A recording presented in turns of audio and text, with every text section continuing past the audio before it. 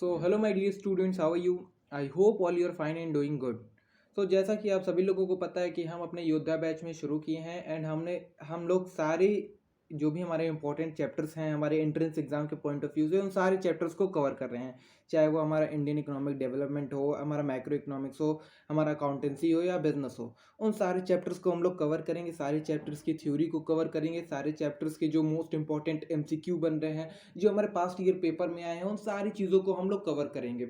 जैसा कि आप सभी लोगों ने देखा कि हम लोगों ने मैक्रो इकोनॉमिक्स में कैसे पहले सारे चैप्टर्स की थ्योरी कवर की, फिर सारे चैप्टर्स के मोस्ट इंपॉर्टेंट एमसीक्यू थे वो कवर किए। सेम उसी तरह हम लोग हमारे इंडियन इकोनॉमिक डेवलपमेंट में भी सारे चैप्टर्स की पहले थ्योरी कंप्लीट किए, फिर जो हमारे मोस्ट इंपॉर्टेंट एमसीक्यू थे उन सबको कंप्लीट किया।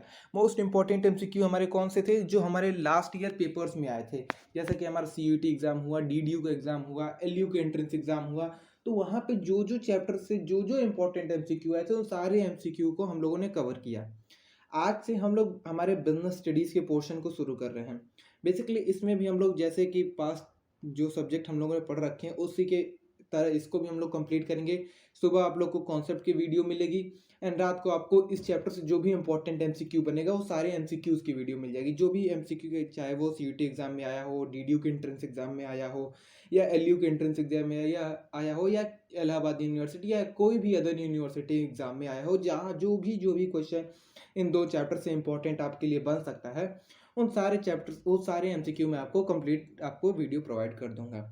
अभी इस कॉन्सेप्ट वीडियो में हम लोग जो चैप्टर डिस्कस करने वाले हैं, हमारा chapter 1 and chapter 2 business studies का जो है। हमारा पहला चैप्टर है nature and significance of management and दूसरा चैप्टर है हमारा प्रिंसिपल ऑफ मैनेजमेंट।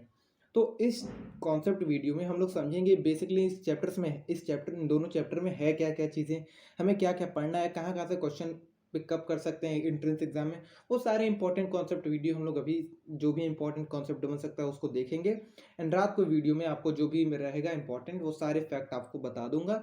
सारे जो इंपॉर्टेंट एमसीक्यू रहेगा वो करा के आपको ये दोनों चैप्टर खत्म कर दूंगा। सो दैट्स ऑल। अब हम लोग वीडियो को शुरू करते हैं चैप्टर को। सो फर्स्ट चीज़ देखिए, चैप्टर का नाम क्या है? Nature and significance of management. यानी कि इस बेसिकली आप लोग ये जान जाइए कि इस चैप्टर में हम लोग मैनेजमेंट के बारे में पढ़ने वाले हैं। बेसिकली अब मैनेजमेंट होता क्या है? मैनेजमेंट हम लोग नेचर, पहले मैनेजमेंट का नेचर पढ़ेंगे, फिर उसके सिग्निफिकेंस पढ़ेंगे। तो नेचर एंड सिग्निफिकेंस पढ़ने से पहले हमें ये तो पता होना चाहिए ना कि मैनेजमेंट होता क्या है। मैनेजमेंट कौन सी ऐसी चीज़ रहेगी जैसे को हम लोग बोल देंगे हाँ ये मैनेजमेंट अच्छा है, ये मैनेजमेंट बेकार है। आप लोग कहीं भी जाते हैं, हॉस्पिटल, स्कूल या फिर कहीं रेलवे स्टेशन, किसी भी पार्टी वेयर में जाते हैं तो वहाँ पे देखते हैं कि हाँ आप लोग डिसाइड कर लेते हैं ना मन में कि हाँ नहीं वहाँ का मैनेजमेंट बढ़िया नहीं था, इस हॉस्पिटल का मैनेजमेंट बढ़िया है। तो ये क्या होता है एक्चुअल में? मैनेजमेंट होता क्या है? तो किस चीज़ से हम लोग डिफाइन करते हैं कि हाँ ये मैनेजमेंट अच्छा है, ये मैनेजमेंट बेकार है? क्या होता है एक्चुअल में मैनेजमेंट, उसको हम लोग समझने की कोशिश करते हैं। सो मैनेजमेंट एक क्या होता है? Management is a process. यानी कि मैनेजमेंट क्या है? एक प्रोसेस है। मैनेजमेंट क्या है? प्रोसेस है, एक क्रिया है। So management is a process of getting things done with the aim of achieving goal effectively and efficiently. अपने गोल को प्राप्त करने के लिए हम एक क्रिया करते हैं। अपने गोल को किस तरह प्राप्त करने के लिए? Effectively and efficiently. अपने गोल को इफेक्टिवली एंड इफिशियंटली तरीके से प्राप्त करने के लिए जो क्रिया हम करते हैं उसी को मैनेजमेंट बोलते हैं। यहाँ पे दो टर्म आया, एक आया इफेक्टिवली एंड एक आया इफिशियंटली। इन दोनों का मतलब क्या होता है? यहाँ पे देखिए लिखा है ना, इफेक्टिवली एंड इफिशियंटली, दो वर्ड है। इसका मतलब क्या होता है? बेसिकली इफेक्टिवली मतलब क्या होता है? जब आप अपने काम को समय रहते पूरा कर लेते हैं। अगर आपको काम दिया गया कि आपको एक एक मान लीजिए आपको काम दिया गया कि आपको 5 पेज राइटिंग लिखनी है, 5 पेज ऐसे लिखना है, जो भी लिखना है, आपको 1 घंटे का समय दिया गया, ठीक है। 5 पेज आपको राइटिंग लिखनी है, ऐसे जो भी है आपको 1 घंटे का समय दिया गया, आप आधे घंटे में वो काम को पूरा कर लिए, ठीक है। तो जब आप समय रहते काम को पूरा कर लेते हैं तो आप क्या होंगे? इफेक्टिव होंगे, ठीक है। इफिशियंटली क्या होता है? अगर एक कंपनी में किसी और मैनेजर को टारगेट दिया गया कि आपको 100 यूनिट सामान बनाना है, किसी चीज़ का प्रोडक्शन करना है।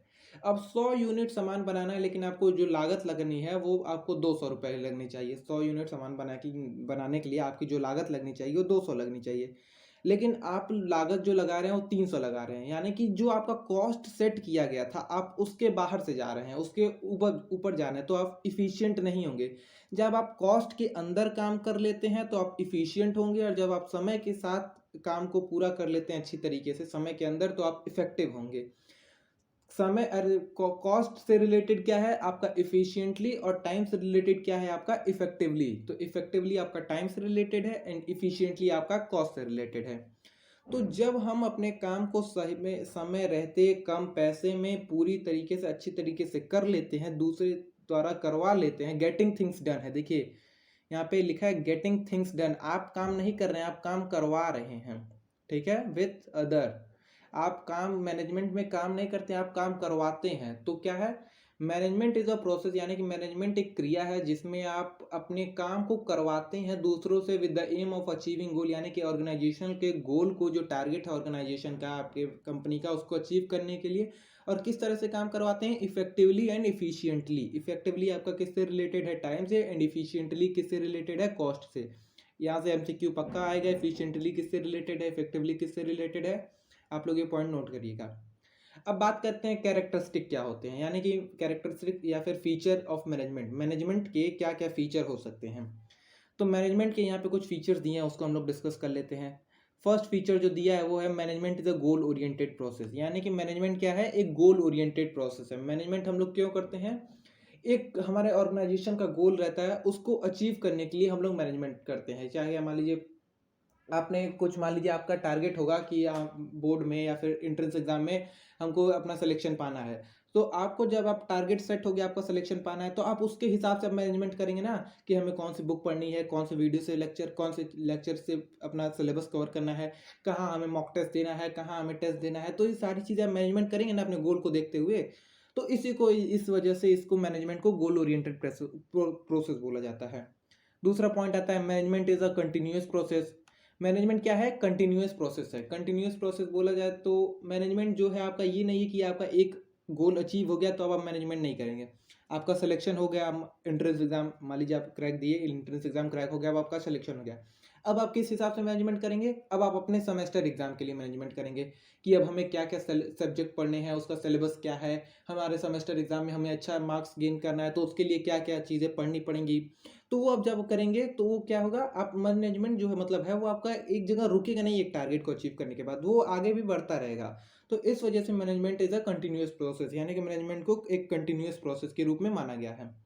Management is a group activity, जैसा कि मैंने आपको बताया कि मैनेजमेंट आप क्या कराते हैं, लोगों से काम कराते हैं, आप लोगों से काम कराते हैं, तो इस वजह से इसको ग्रुप एक्टिविटी कंसीडर किया गया है। मैनेजमेंट इज इनटेंजिबल, यानी कि इसको देखा नहीं जा सकता, ना छुआ जा सकता है। मैनेजमेंट क्या है, इनटेंजिबल है। आप किसी हॉस्पिटल में जाते हैं, किसी स्कूल में जाते हैं, किसी रेलवे स्टेशन, बस स्टेशन, कहीं भी जाते हैं, कहीं भी किसी पार्टी में जाते हैं, तो वहाँ का मैनेजमेंट आपको दिखता नहीं है, आप बस फील कर सकते हैं कि हाँ यहाँ का मैनेजमेंट बढ़िया है, यहाँ की हॉस्पिटलिटी बढ़िया है। तो मैनेजमेंट को आप देख नहीं सकते, छू नहीं सकते, मैनेजमेंट को बस आप महसूस कर सकते हैं। तो मैनेजमेंट क्या है, इंटेंजिबल है। मैनेजमेंट इज डायनामिक, तो मैनेजमेंट का कुछ ऐसा नहीं है कि आप बस किसी एक पर्टिकुलर स्पेस पे ही यूज़ कर सकते हैं। मैनेजमेंट आप किसी एक पर्टिकुलर स्पेस पे यूज़ कर सकते हैं, जैसे आप बस स्कूल में ही मैनेजमेंट कर सकते हैं, या बस अपने पढ़ाई में ही मैनेजमेंट कर सकते हैं, या बस ऑर्गेनाइजेशन में ही मैनेजमेंट कर सकते हैं। तो बेसिकली मैनेजमेंट को आप हर जगह यूज़ कर सकते हैं, ठीक है। अब मैनेजमेंट के डायमेंशन की बात की जाए, मैनेजमेंट एक मल्टी डायमेंशनल है। जैसे कि मैनेजमेंट ऑफ वर्क हो सकता है, हम लोग लोगों का मैनेजमेंट कर सकते हैं कि किस लोगों को क्या काम देना है, किससे क्या काम कराना है। मैनेजमेंट ऑफ वर्क हो गया, मैनेजमेंट ऑफ पीपल हो गया कि मैनेजमेंट कौन से लोगों से कौन कौन सा काम कराना है, किस तरह से क्या क्या काम कराना है। Management of operation. तो ये बेसिकली 3 डायमेंशन होते हैं आपके मैनेजमेंट के। अब बात करते हैं ऑब्जेक्टिव क्या क्या होता है मैनेजमेंट का। तो बेसिकली यहाँ पे 3 ऑब्जेक्टिव होते हैं मैनेजमेंट के। मैनेजमेंट के ऑर्गेनाइजेशनल ऑब्जेक्टिव होता है, पर्सनल ऑब्जेक्टिव होता है और सोशल ऑब्जेक्टिव होता है। 3 तरह के ऑब्जेक्टिव होते हैं, किसके, आपके मैनेजमेंट के। फर्स्ट आता है ऑर्गेनाइजेशनल ऑब्जेक्टिव, यानी कि ऑर्गेनाइजेशन है उसका ऑब्जेक्टिव क्या क्या होगा। तो उसका ऑब्जेक्टिव क्या होगा, सर्वाइवल, प्रॉफिट, ग्रोथ। तो ये 3 जो ऑब्जेक्टिव हैं वो आपके ऑर्गेनाइजेशनल ऑब्जेक्टिव हैं। अब आपका आता है यहाँ पे सोशल ऑब्जेक्टिव। सोशल ऑब्जेक्टिव में क्या क्या आएगा, तो सोशल ऑब्जेक्टिव में आएगा आपका सप्लाई गुड क्वालिटी प्रोडक्ट, यानी कि सोशल ऑब्जेक्टिव यानी कि समाज के प्रति हमारी क्या मैनेजमेंट की क्या ऑब्जेक्टिव रहती है, उसको हम लोग डिस्कस कर रहे हैं। तो आप समाज में बेटर क्वालिटी प्रोडक्ट प्रोवाइड करिए, एथिकल कोड ऑफ कंडक्ट करिए, अपनी कोई भी गतिविधि ऐसी ना करिए जिससे लोगों को या समाज को बुरा बुरा मैसेज जाए। पार्टिसिपेटिंग इन सोशल एक्टिविटी में पार्टिसिपेट करिए, इको फ्रेंडली मेथड यूज़ करिए अपने प्रोडक्शन के लिए, जो भी आप चीज़ें प्रोड्यूस कर रहे हैं ऐसा ना यूज़ करिए कि आप इन्वायरमेंट को वो सूटेबल ना हो, इन्वायरमेंट में पोल्यूशन हो, तो ऐसी चीज़ें आप अवॉइड करिए। Create employment opportunity for weaker section of the society, यानी कि जो पिछड़ा वर्ग है उनके लिए आप एम्प्लॉयमेंट जनरेशन के लिए कुछ ऐसी स्कीम ले आइए कि उनको एम्प्लॉयमेंट मिल सके। तो ये सब आपके सोशल ऑब्जेक्टिव के पार्ट हैं। तो ऑब्जेक्टिव कौन से कैटेगरी में कौन कौन सा आ रहा है इसको भी आप लोग ध्यान रखिए, यहाँ से भी क्वेश्चन पूछ सकता है। पर्सनल ऑब्जेक्टिव की बात करें तो पर्सनल ऑब्जेक्टिव में आएगा आपका कॉम्पिटेटिव सैलरी, जो आपके यहाँ वर्कर काम कर रहे हैं उनको ऐसी न सैलरी दीजिए कि वो छोड़ के चले जाएं, तो उनको एक रीजनेबल सैलरी दी जाए। ग्रोथ एंड डेवलपमेंट, उनकी ग्रोथ एंड डेवलपमेंट की बात की जाए, रिस्पेक्ट उनको दी जाए, प्रमोशन दिया जाए उनको, अगर अच्छा काम कर रहे तो उनको प्रमोशन दी जाए। उनके हेल्थ, उनकी जो गुड हेल्थ है वर्किंग कंडीशन है उसकी भी देख रेख की जाए, ऐसा नहीं कि उनको कहीं भी काम करने भेज दिया जाए, तो उनकी जो हेल्थ है उसको भी देखा जाए। अब बात करते हैं मैनेजमेंट का इंपॉर्टेंस क्या क्या है। तो मैनेजमेंट की इंपॉर्टेंस क्या क्या है। Management help in achieving organization goal या ग्रुप गोल। तो मैनेजमेंट हमें क्या हेल्प करता है, जो हमारा ग्रुप गोल है उसको अचीव करने में हेल्प करता है। अगर हम लोग प्रॉपर मैनेजमेंट के साथ अपनी स्ट्रेटजी बना के काम करें तो इफ डेफिनेटली श्योर है कि हम लोग जो हमारा जो गोल है उसको अचीव कर लेंगे। सेकेंड चीज़ क्या है, मैनेजमेंट इम्प्रूव इफिशियंसी, यानी कि मैनेजमेंट हमारे इफिशियंसी को इम्प्रूव करता है। किसको, इफिशियंसी को इम्प्रूव करता है। Management create a dynamic organisation, management क्या क्रिएट करता है, डायनेमिक ऑर्गेनाइजेशन क्रिएट करता है। Management help in developing of society, management किसको हेल्प करता है, एक सोसाइटी डेवलपमेंट करने में हेल्प करता है। Management help in achieving personal objective and group गोल, तो अगर मैनेजमेंट बढ़िया रहेगा तो आप पर्सनल ऑब्जेक्टिव को भी अचीव कर सकते हैं, जो आपका ग्रुप गोल रहेगा उसको भी अचीव कर सकते हैं। तो ये कुछ आपके ऑब्जेक्टिव्स थे, कुछ आपके इंपॉर्टेंस थे किसकी, आपके मैनेजमेंट को लेकर। अब मैनेजमेंट की नेचर की बात की जाती है, तो मैनेजमेंट को क्या कंसीडर किया जाता है। मैनेजमेंट को देखिए, बेसिकली मैनेजमेंट आपका आर्ट एंड साइंस दोनों है, लेकिन इस चैप्टर में आपको तीनों नेचर के बारे में पढ़ना है कि management as a science, management as an art, management of a management as a profession.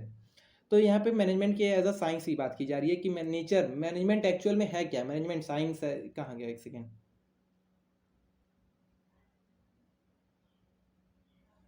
एक सेकेंड। सो यहाँ पे मैनेजमेंट एज अ साइंस की बात की जा रही है कि मैनेजमेंट अगर साइंस है तो क्या है। तो मैनेजमेंट, जब देखिए मैनेजमेंट क्या होता है, आपको क्या है, मैनेजमेंट आपको सिखाया नहीं जा सकता। सिखाया भी कुछ लोग में बाय बर्थ रहता है, कुछ लोग इसको कोर्स करते हैं। अब तो जो कोर्स आ रहा है बीबीए एमबीए, इसमें आपको मैनेजमेंट के ही बारे में सिखाया जाता है। तो यहाँ पे मैनेजमेंट को यहाँ पे कैटेगराइज किया गया है कि मैनेजमेंट साइंस हो सकता है या आर्ट हो सकता है या प्रोफेशन हो सकता है। तो इसको तीनों कैटेगरी में डिवाइड किया गया है। तो मैनेजमेंट एज अ साइंस की अगर बात करें तो सिस्टमेटिक बॉडी ऑफ नॉलेज। तो मैनेजमेंट अगर साइंस की बात की जाए तो साइंस में एक सिस्टमेटिक बॉडी ऑफ नॉलेज रहती है कि आपको एक चीज़ें बता दी जाती हैं कि आपको ऐसे ऐसे करना है, उसी बिहाफ पे आप अपना काम करते जाते हैं। तो साइंस में एक सिस्टमेटिक बॉडी ऑफ नॉलेज रहता है, मैनेजमेंट में भी रहता है। तो ये जो है ये आपके साइंस में रहता है और साइंस में भी रहता है। बेस्ड ऑन रिपीटेड एक्सपेरिमेंट, तो बेस्ड ऑन रिपीटेड एक्सपेरिमेंट यानी कि जो साइंटिफिक एक्सपेरिमेंट रहता है वो किस पे बेस्ड रहता है, रिपीटेड एक्सपेरिमेंट पे। उसको बार बार किया जाता है, बार बार किया जाता है, तब वो एक कोई जाके फॉर्मूला निकलता है, कोई एक जाके थ्योरी निकलती है। तो ये चीज़ आपके इसमें भी है, किसमें, आपके मैनेजमेंट के प्रिंसिपल में भी है। लेकिन यूनिवर्सल वैलिडिटी नहीं है। अगर आप सेब को अमेरिका में नीचे गिराएंगे तो वो ऑब्वियस सी बात है वो नीचे आएगा ड्यू टू ग्रेविटी। लेकिन जो मैनेजमेंट प्रिंसिपल आप यहाँ पे लगा रहे हैं ये पूरी तरीके से श्योर नहीं है कि अगर आप यही प्रिंसिपल अगर कहीं और लगाएंगे तो आपको सेम रिजल्ट मिलेगा जो यहाँ पे मिला था। तो यूनिवर्सल वैलिडिटी नहीं है।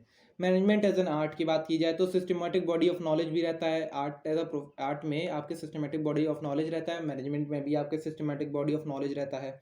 Based on practice and creativity, यानी कि आपका जो आर्ट है वो प्रैक्टिस और क्रिएटिविटी पे डिफाइन करता है, और जो आपका मैनेजमेंट है वो भी इस पे डिफाइन करता है, आपके क्रिएटिविटी एंड प्रैक्टिस पे।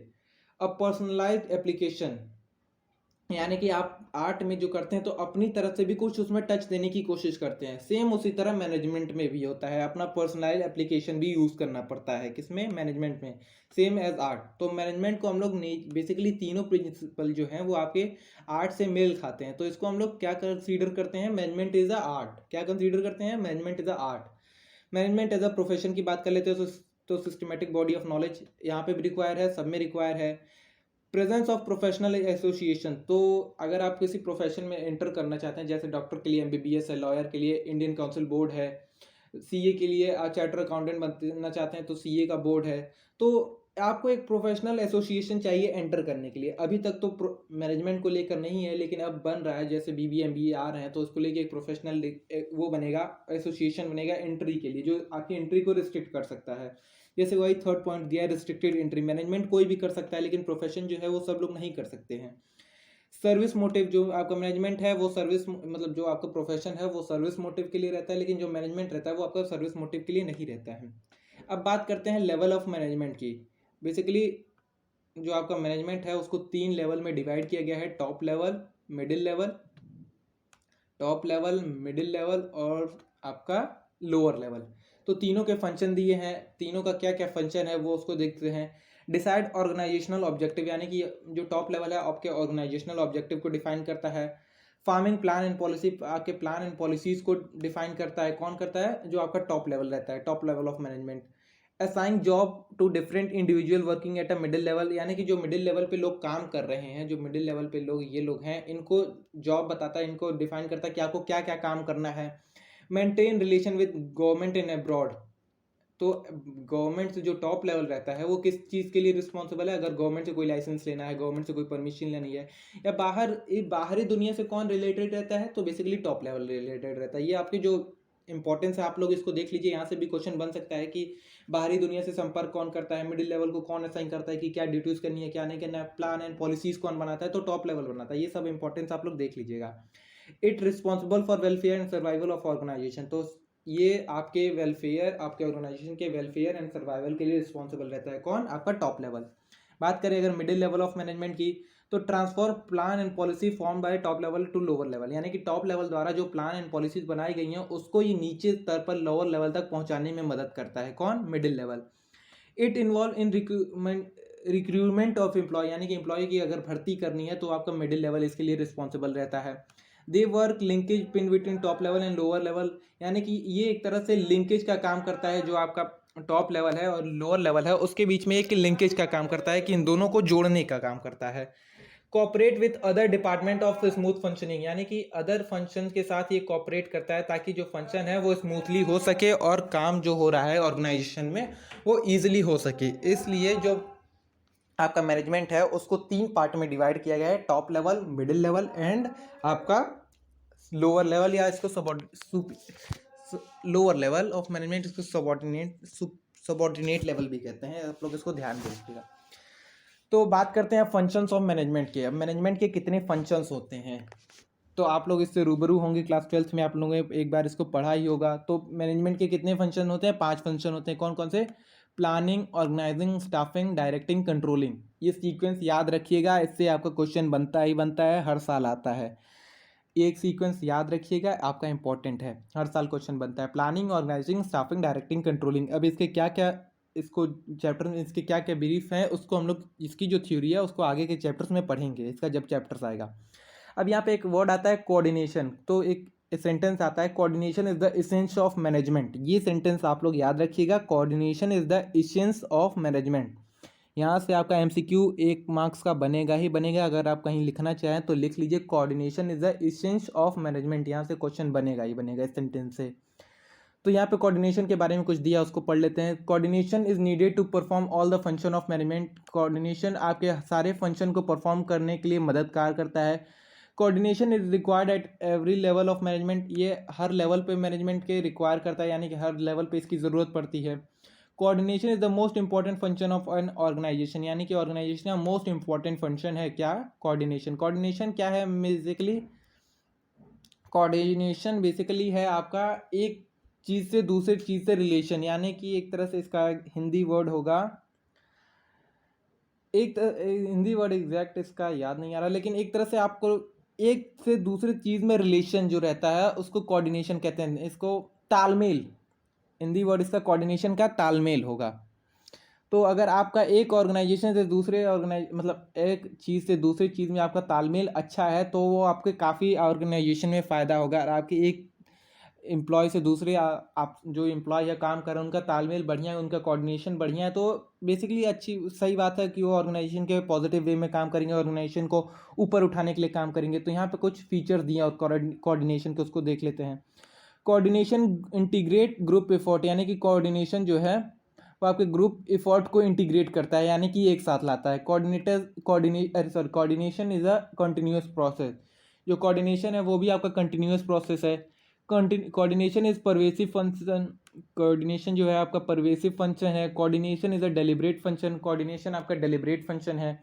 Coordination is the responsible for all manager, यानी कि कोऑर्डिनेशन आपके सभी मैनेजर के लिए रिस्पॉन्सिबल है। आपके सभी जो मैनेजर हैं वो कोऑर्डिनेशन के लिए रिस्पॉन्सिबल हैं।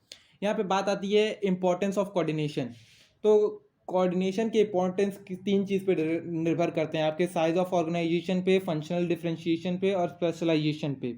अगर आपका ऑर्गेनाइजेशन बड़ा होगा तो आपको और ज़्यादा कोऑर्डिनेशन और ज़्यादा एम्प्लॉय काम करेंगे, तो वहाँ पे आपका कोऑर्डिनेशन जो होगा वो ज़्यादा लंबा होगा।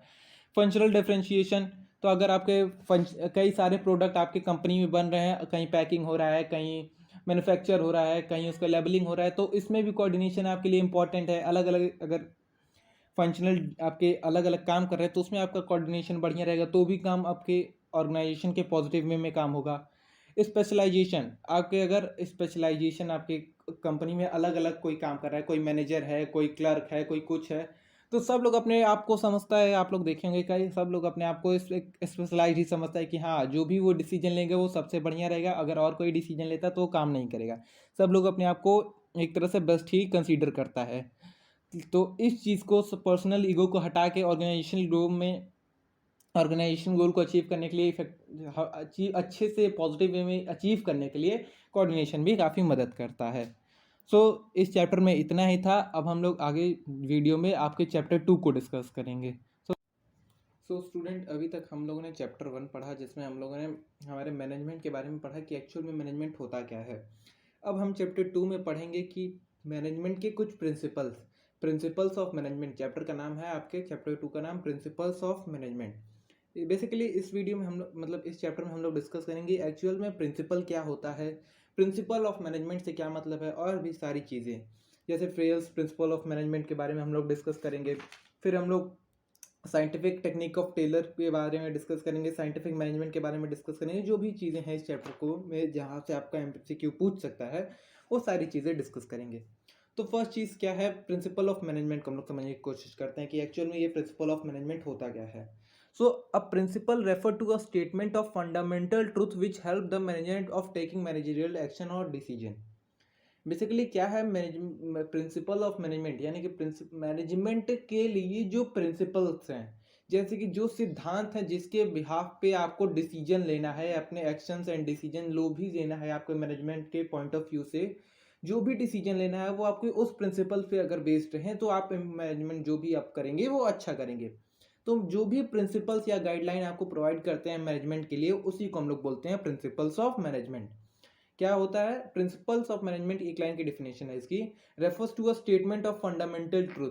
ये क्या है, स्टेटमेंट ऑफ फंडामेंटल ट्रूथ है। क्या है, statement of fundamental truth which has the manager to taking managerial action and decision. यानी कि एक फंडामेंटल ट्रूथ है जो आपके मैनेजरियल एक्शन एंड डिसीजन को लेने के लिए मैनेजर को हेल्प करता है। बात करते हैं इसके कैरेक्टरिस्टिक की, तो ये एक जनरल गाइडलाइन प्रोवाइड करता है। क्या प्रोवाइड करता है, जनरल गाइडलाइन बस प्रोवाइड करता है। ये नहीं कि आप ठीक है इसी प्रिंसिपल को फॉलो कर लीजिए, इस सिचुएशन में आपको सक्सेस मिल जाएगी, ऐसा नहीं है। बस ये आपको एक गाइडलाइन प्रोवाइड करता है कि आपको ऐसे ऐसे काम करना है। दूसरी बात करें, ये फ्लेक्सिबल होता है इसकी, यानी कि इसको अपने अकॉर्डिंग हम मोल्ड आउट कर सकते हैं, अपने अकॉर्डिंग यूज़ कर सकते हैं अपने अलग अलग सिचुएशन में। Form by practice and experiment, यानी कि इसको कई सारी प्रैक्टिस एंड एक्सपेरिमेंट के बाद इन सारे प्रिंसिपल को फॉर्म किया गया है, यानी कि बनाया गया है। परवेसिव है, यानी कि इसको कहीं भी हम यूज़ कर सकते हैं, ऐसा नहीं कि एक ऑर्गेनाइजेशन में ही यूज़ कर सकते हैं, स्कूल में ही यूज़ कर सकते हैं, हॉस्पिटल में ही यूज़ करते हैं। तो इन प्रिंसिपल्स को हम लोग कहीं भी यूज़ कर सकते हैं मैनेजमेंट के लिए। बिहेवियर इन नेचर, यानी कि influence the other behaviour of employ, यानी कि बेसिकली ये जो किस पे आपके डिपेंड करता है, जो आपके एम्प्लॉयज़ हैं, जो आपका मैनेजर है, वो उसके बिहेवियर पे इम्प्लाई करता है, डिपेंड करता है कि वो अपने बिहेवियर के अनुसार इसको कैसे मोल्ड आउट करता है, कैसे इस फ्लेक्सिबिलिटी का यूज़ करके अपने अकॉर्डिंग सिचुएशन से उसमें यूज़ कर सकता है। कॉज एंड इफेक्ट रिलेशनशिप, ये कॉज एंड इफेक्ट रिलेशनशिप है कि अगर आप ये करेंगे तो इस सिचुएशन में ये होगा, ये करेंगे तो ये होगा। तो ये कुछ कैरेक्टरिस्टिक्स है किसके, आपके मैनेजरियल प्रिंसिपल्स के। बात करते हैं इसके इंपॉर्टेंस के। तो ये एक साइंटिफिक डिसीजन है, क्या है, साइंटिफिक डिसीजन है, आपको गाइडलाइन प्रोवाइड करता है, fulfilling social responsibility, social responsibility को फुलफिल करने में आपकी हेल्प करता है। ऑप्टिमम यूटिलाइजेशन ऑफ रिसोर्स, तो ये इंपॉर्टेंस है, वो हर एक चीज़ हर जगह यूज़ कर सकते हैं, ऑप्टिमम यूटिलाइजेशन ऑफ रिसोर्स। तो ये जो एक ऐसा इंपॉर्टेंट है, आप किसी का भी इंपॉर्टेंस अगर लिख रहे हैं तो ये इंपॉर्टेंस लिख दीजिए, तो आपको ये हर चीज़ में एप्लीकेबल रहता है। पांचवी अगर इंपॉर्टेंस की बात की जाए तो मीटिंग चेंज इन इन्वायरमेंट, तो ये आपके चेंज से जो होते हैं उससे आपको रूबरू कराने की कोशिश करता है, जो आपके चेंज होने वाले हैं, जो ऐसी चीज़ें सिचुएशन आने वाली है तो उससे आपको रूबरू कराने की कोशिश करता है। तो यहाँ पे एक सेंटेंस लिखा है, मैनेजमेंट प्रिंसिपल आर दो scientific which provide guidelines to the management managers so they can fulfilling social responsibility, optimum utilization of resource and meeting changes in environment। Basically इस पूरे सेंटेंस में आपकी जितने भी इंपॉर्टेंस है वो सारे इंपॉर्टेंस का डिस्कशन हो गया है। क्या है डेफिनेशन, मैनेजरियल प्रिंसिपल आर दो scientific decision which provide guideline, देखिए which provide guideline to the manager so that fulfilling social, so that कि they can fulfil social responsibility, optimum utilization of resource and meeting change in environment. तो यहाँ पे आपके सारे principal, सारे जो भी आपके इंपॉर्टेंस थे वो यहाँ पे डिस्कस हो चुके हैं। सो बात करते हैं Fayol's principle of management, Henri Fayol's. Henri Fayol's ने 14 प्रिंसिपल दिए थे, किसको लेकर के, आपके प्रिंसिपल्स ऑफ मैनेजमेंट को लेकर के। उनके सारे प्रिंसिपल यहाँ पे डिस्कस किए गए हैं, उसको हम लोग देख लेते हैं। सो हेनरी फेयल वाज, यहाँ पे उनके बारे में कुछ बेसिक इन्फॉर्मेशन दी है, उसको देख लेते हैं। Henry Fayol was a French mining engineer. यहाँ से पूछ सकता है कि वो क्या थे, वो क्या करते थे, ये हर चीज़ में आपको दिख जाएगा। माइनिंग इंजीनियर थे, क्या थे वो, माइनिंग इंजीनियर थे। कहाँ पे, फ्रेंच में थे, कहाँ पे, फ्रेंच में। बॉर्न ऑन 29 जुलाई 1841, ये आपका इंपॉर्टेंट नहीं है। He wrote a famous book, ये आपका इंपॉर्टेंट है, Henry Fayol classic general industrial management. ये आपका इंपॉर्टेंट एमसीक्यू यहाँ से बन सकता है कि उन्होंने कौन सी बुक लिखी थी। Henry Fayol become famous father of management studies and thought, management studies and thought. तो वो फादर किसके बने थे, मतलब किस चीज़ के फादर उनको कंसीडर किया जाता था, मैनेजमेंट और मैनेजमेंट स्टडी एंड थॉट्स के, वो उनको फादर कंसीडर किया जाता है। ठीक है, अब इनके जो 14 प्रिंसिपल्स थे उसको हम लोग देख लेते हैं। पहला प्रिंसिपल डिवीजन ऑफ वर्क, ये मैं आपको नोट्स प्रोवाइड कर दूंगा, आप जो भी इसके अंदर के सब पार्ट्स हैं उसको आप लोग रीड कर लीजिएगा। Division of work, sorry authority and responsibility, इनका जो, एक सेकेंड, हाँ, फर्स्ट था आपका डिवीजन ऑफ वर्क, सेकंड आपका अथॉरिटी एंड रिस्पॉन्सिबिलिटी, थर्ड आपका यहाँ पे डिसिप्लिन है, यहाँ पे आपका थर्ड पॉइंट डिसिप्लिन है। आगे बात करें जाए, फोर्थ यहाँ पे आपका यूनिटी ऑफ कमांड है, फिफ्थ आपका यूनिटी ऑफ डायरेक्शन है, प्रिंसिपल ऑफ ऑर्डर है, रिम्यूनरेशन ऑफ पर्सन है, आपका eighth spirit de corps, nine principle of scalar chain, stability of tenure of personnels. तो ये कुछ उनके बेसिक्स प्रिंसिपल्स थे, किसको लेकर के, आपके मैनेजमेंट को लेकर के। 11th प्रिंसिपल उनका प्रिंसिपल ऑफ इक्विटी था। 12th था आपका इनिशिएटिव था। 13th था आपका centralization and decentralization, and 14th आपका लास्ट उनका प्रिंसिपल कौन सा था, subordinate of individual interest to general interest. तो ऐसे करके उनके 14 प्रिंसिपल थे। 14 प्रिंसिपल के अंदर क्या क्या चीज़ें थी आपके उतने इंपॉर्टेंट नहीं है और इससे क्वेश्चन भी नहीं आते हैं। बस आप लोग ये देख लीजिए कौन कौन से उनके प्रिंसिपल्स थे, उनका मतलब क्या होता है, ये आप लोग को मैं नोट्स प्रोवाइड कर दूंगा, उसमें आप लोग रीड कर सकते हैं। बात करी जाए अब यहाँ पे साइंटिफिक प्रिंसिपल ऑफ मैनेजमेंट की, तो it mean application of science for each and every element of management. Frederick Winslow Taylor was an American born on 20 March 1856 in Pennsylvania, USA. He was known as the father of scientific management. इतना छोटा लगा है, यहाँ पे दिख ही नहीं रहा। तो यहाँ पे इनको क्या कंसीडर, तो साइंटिफिक मैनेजमेंट का फादर किसको कंसीडर किया जाता था, आपके जो हेनरी फेयल थे उनको, सॉरी हेनरी फेल कर रहे हैं, जो आपके यहाँ पे FW टेलर थे उनको आपके principle of, sorry scientific management का फादर कंसीडर किया जाता था। तो उनके भी कुछ रूल्स थे, उसको हम लोग देख लेते हैं। Science is not a rule, science not rule of thumb, यहाँ पे हार्मोनी नॉट डिस्कार्ड, यहाँ पे उनका थर्ड था यहाँ पे cooperation not individualism, and fourth उनका जो था वो था आपका development of worker to the greater efficiency and prosperity. Third उनका cooperation not individualism, and fourth उनका development of worker to their greater efficiency and prosperity. Scientific technique of Taylor, उसको देख लेते हैं। फंक्शनल फोरमैनशिप के अंदर दो पार्ट थे आपके, planning incharges, production incharges. Second आपका standardization and simplification of work. Third आपका वर्क स्टडी। फोर्थ आपका differential pay switch system, and fifth आपका मेंटल रिवोल्यूशन, जिसको हम लोग change in mental attitude of worker and management के नाम से भी जानते हैं। So that's all for today. आपके इन दोनों वीडियो में जो भी इंपॉर्टेंट चीज़ें थी वो मैंने ऊपर से आपको सारी चीज़ें बता दी। आप इतना करके जाइए, इस चैप्टर से कोई भी बाहर नहीं आएगा। बाकी जितनी चीज़ें छूटी हैं वो हम लोग आपके जो MCQ वाली वीडियो आएगी उसमें कवर कर लेंगे। तो थैंक यू सो मच।